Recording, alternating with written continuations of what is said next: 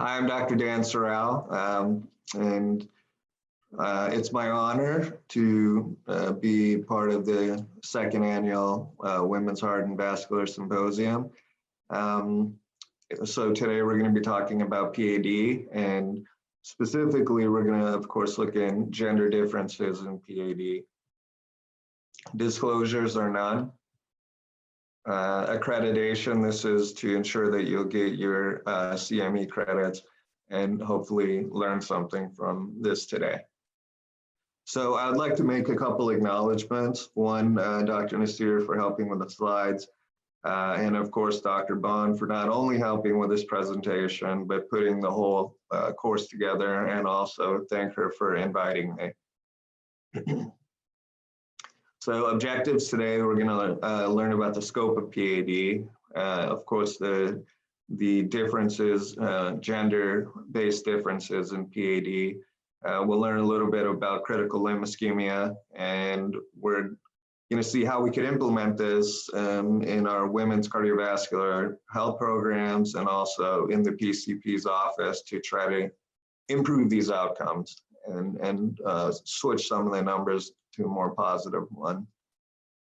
So the scope of PAD, so about 20 million Americans have PAD, and unfortunately there's only about 8.1 million Americans who are screened and diagnosed with it. So the scope is very significant, and the recognition is a problem. So the prevalence continues to rise, and we've seen this, and this is due to our increasing age, but also that our ASCVD risk factors. And the prevalence is similar between men and women. However, women tend to be less recognized because of atypical symptoms, and we notice that they have poor health status when they present, and they do worse after revascularization. And then my presumption is that's because they're not recognized early and they may get revascularization later. So as a result, the AHA had a call to action statement showing that there was a need to look at these sex and gender-related disparities in PAD. So here's what we could see. The burden of disease showed that there's more so women than men above the age of 40. You could see the women in gray, and then the men in dark gray. And the other issue is the patient awareness because of atypical symptoms, and the majority we'll see later being asymptomatic. PAD there's less awareness from the patient than multiple other diseases such as CAD and stroke being, almost 4 times higher. So here's why that comes into play. One, it's not being recognized either by the patient or the clinician, and 2, it has a major impact. So you can see the 5-year mortality is worse than many cancers, and it's a very, very significant mortality and, of course, morbidity. So the etiology of the mortality is mostly cardiovascular. So when a patient has intermittent claudication, then their mortality is generally from CAD or cerebrovascular disease, but 80% of the time it's some cardiovascular process. And that's why I tell my patients that when I'm putting them on Plavix, it's not really for the PAD, it's actually to prevent the mortality from, say, a heart attack or a stroke. So here again is a long-term outcome. You can see that the survival and then increase in myocardial infarction intervention and amputation. So one screening test that I heavily utilize, and it's very easy and non-invasive, is the ankle brachial index. And you can see how effective this is to screen patients, and you could see what the effect is. So those with under 0.8, which is mildly reduced, you have a significant increase in mortality. And you can see that if it's in the normal range of 1 to, it should be 1.4, but this particular study is 1.5, you can see the survival is very good over a long period of time. Again, here, this is showing the ankle brachial index, and you can see it's broken down in gray is women and in dark gray is men.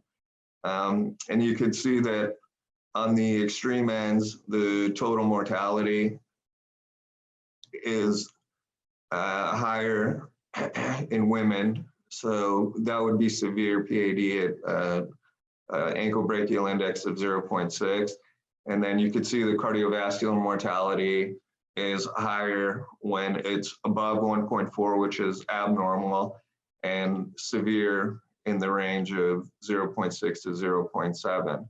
So that's like a very, very strong predictor, and it's easy for us to get this done even in the office setting. So how do we diagnose it? Well, yes, we take a very good history, and then the risk factor assessment, but physical exam, when the patient's in the office or the hospital, you have them take off their shoes and socks, and you actually examine their feet, and you feel the pulses. It takes 2 minutes, and it's like immensely important. The ABI, like we talked about, it's more sensitive than any diagnosis that you'd get from the history and the physical exam. And if your clinical suspicion is incredibly high, possibly duplex ultrasound or CT angio. And these are the same way that you would look for PAD in women and men. So the predictors of PAD is mostly your classic CAD risk factors as well: hypertension, smoking, diabetes, hyperlipidemia. However, they're more closely associated with PAD than CAD, and 95% of PAD patients have at least one of these risk factors, and smoking being the most important. So minority women, African Americans and Latinos fare worse than Caucasians, and this is due to health status and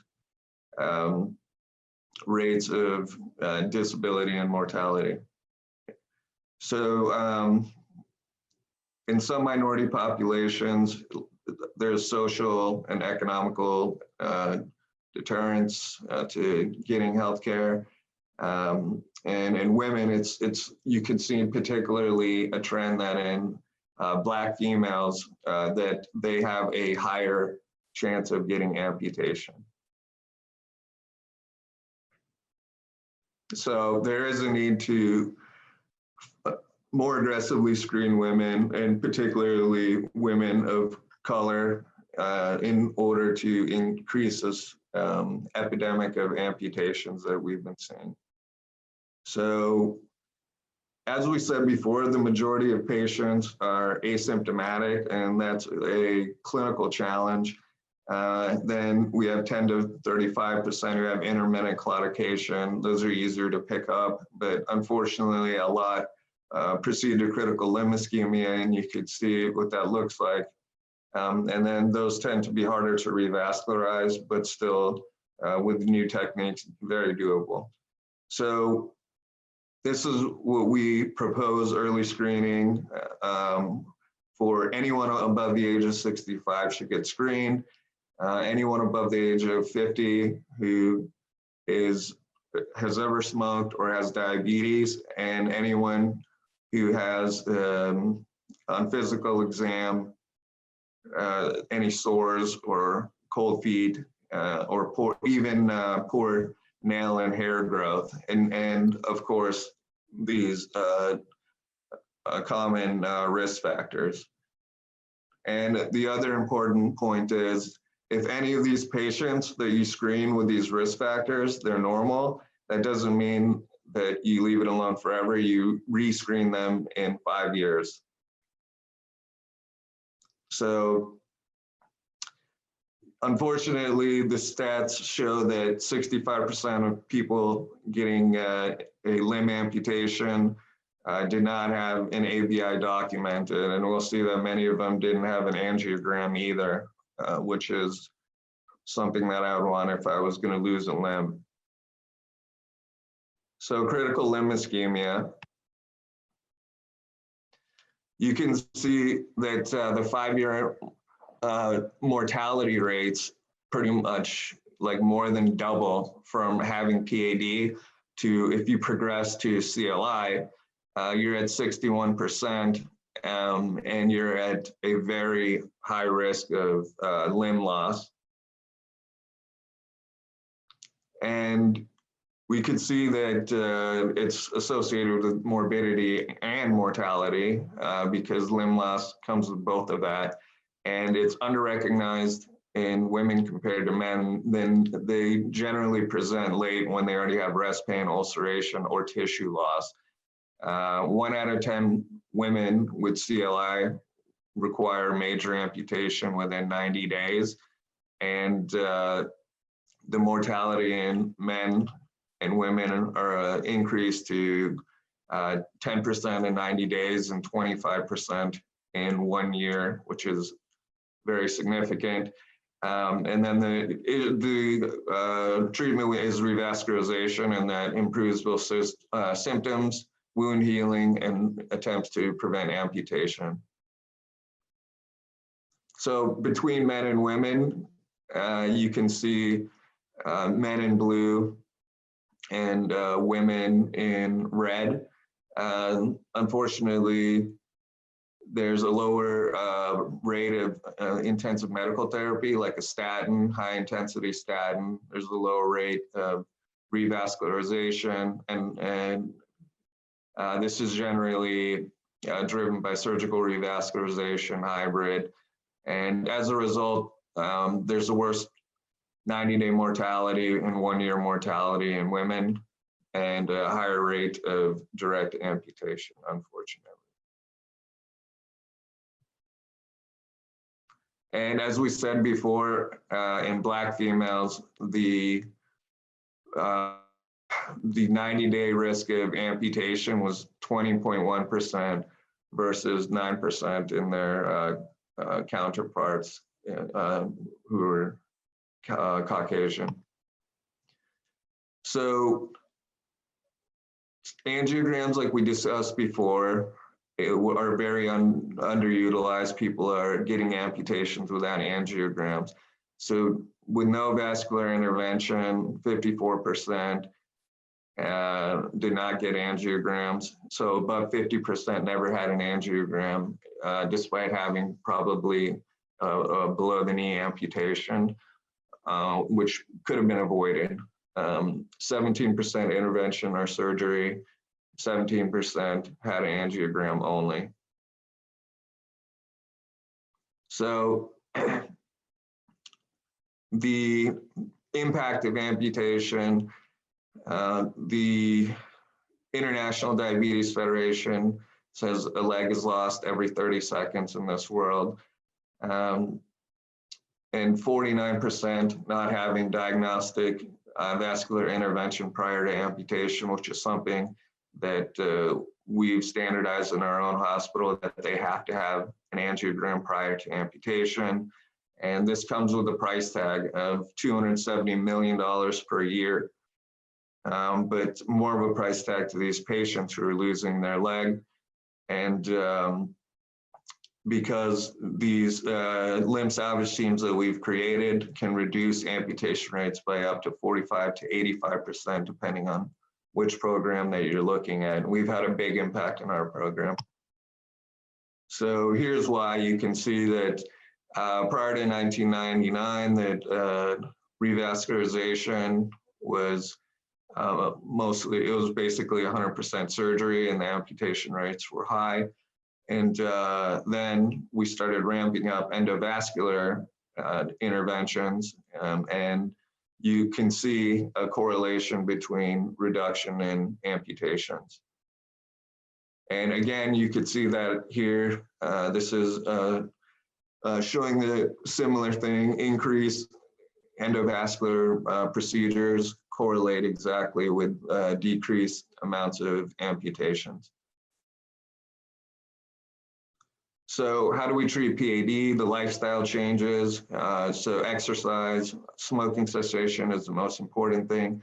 Making sure their A1C looks good, and a healthy diet. There's medications, as I mentioned before, the or more so to reduce the cardiovascular events and MACE events. And also we have Celestazol for symptoms, and then now rivaroxaban recently we've been utilizing, which also decreases the MACE events. And then revascularization. So we have shown very clearly that endovascular treatment will decrease chances of amputation, and ultimately that will decrease the chance of mortality. So here is the 4-year study, and it looks at MACE events in those with a PCSK9 inhibitor called evolocumab, and basically it showed a absolute risk reduction of 3.5 with those patients in PAD, and thus got FDA approved. And it also showed a reduction in people who did not have PAD, and this was for MACE events. And again, this is another PCSK9 inhibitor, and it showed very similar, very compelling results. So those are another part of our arsenal now. And then the COMPASS trial, that's where we talked about rivaroxaban. They showed that the combination of rivaroxaban 2.5 and aspirin had a significant reduction in MACE events, such as like any cerebrovascular event, and you could see the results right there. So endovascular therapy, why is that first line? In my opinion, it's for people, many are poor operative candidates. They don't have good targets. They have wound complications after surgery, and it prolongs the hospitalization stay, and they have higher mortality rates. And this, just a picture speaks 1,000 words. So would your patients prefer either a very small tube in the groin or to have their leg sliced open like that? So in conclusion, PAD and CLI, we're not seeing it, we're not recognizing it enough in women compared to men. And that's something that we can, that should be an intervention nationally. The common risk factors we talked about: smoking, diabetes, hypertension, hyperlipidemia, just screen those people. And the majority of patients are asymptomatic. Therefore, we have to utilize screening techniques and just take the shoes and socks off and make sure we're checking the pulses. And when we don't find, when we leave PAD untreated, it'll decrease the quality of life and increase the chance of amputation, and therefore increase the chance of cardiovascular events and mortality. And therefore, CLI also, when you get to that point, you have significant mortality and morbidity. And because of the atypical nature that females present with, we have to have a high clinical suspicion for anyone with risk factors to make sure that we're screening them. And thank you for your time, and thank you for having me. It's been a pleasure. I look forward to the panel discussion and any questions that you may have. Thank you.